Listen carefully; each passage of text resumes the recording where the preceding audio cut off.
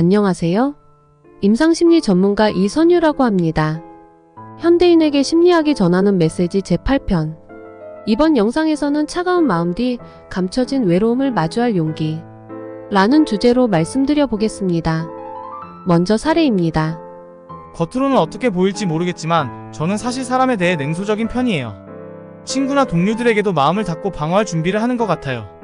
마음을 열었다간 상처받을 거니까 조심을 하는 거죠.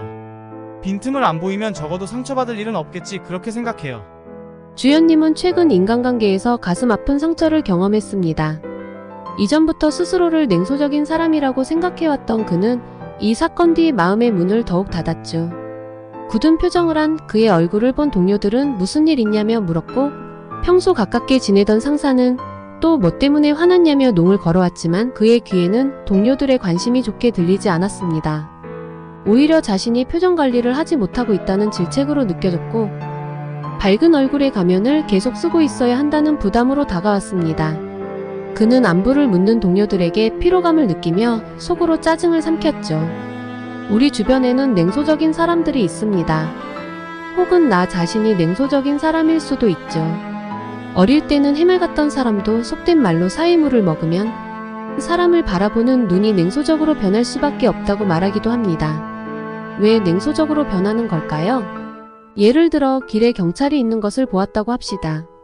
어려운 순간에 경찰에게 도움을 받아본 적이 있는 사람이라면 우연히 경찰을 보았을 때 친근하고 반가울 것이고 그의 노고에 감사한 마음을 품을 것입니다.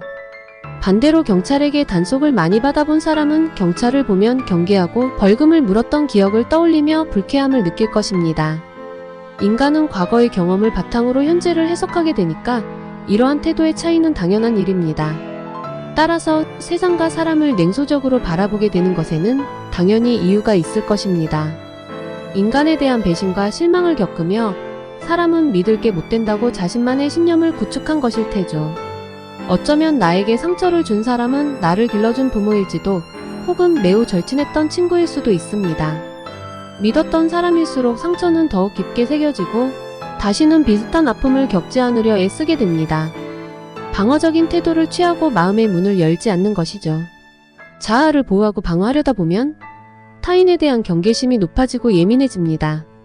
다른 사람의 말이나 행동을 있는 그대로 받아들이지 못하고 별 뜻 없이 상대가 건넨 말에도 숨은 의도가 있는지 살피면서 그 안에서 가시를 찾아내죠. 그리고 나아가 인간은 역시 믿을만하지 못하다는 신념을 더욱 굳게 만듭니다. 자아를 보호하려 애쓰느라 다른 사람의 호의를 순수하게 받아들이지 못하고 혼자 고립되고 외로워집니다. 냉소적인 사람은 차가운 사람이라기보다는 외로운 사람이라고 하는 게 더 맞는 표현일지 모릅니다. 누구든지 태어나면서부터 냉소적이고 싶지는 않았을 테죠. 인생의 어느 순간에는 사람을 믿었던 때가 있고 누군가에게 순수하게 호감을 느끼고 마음껏 표현했던 적도 있었을 것입니다. 그리고 떠올려보면 그때 그 순간은 진심으로 행복했을 것입니다. 누구나 거절과 배신의 아픔은 피할 수 없습니다. 그런 일은 당연히 괴롭고 슬프죠. 하지만 단언컨대 지금의 아픔이 영원하지는 않습니다. 그러니 상처 입기를 두려워하지 말아요. 인간은, 그리고 당신은 그러한 상처로부터 회복하는 힘을 가졌기 때문입니다. 어쩌면 사람들이 차갑고 삐딱한 게 아니라 내가 삐딱한 안경을 쓰고 세상을 바라보고 있는 것일지도 모릅니다. 그리고 그런 사람들은 대개 세상뿐만 아니라 자기 자신을 볼 때에도 여전히 그 안경을 쓰고 바라봅니다. 나 자신에게도 차갑고 엄격하죠. 그러니 마음 쉴 곳이 없습니다. 삶의 아이러니는 누군가에게 상처받는 만큼 또 다른 누군가로 인해 치유될 수 있다는 점에 있습니다.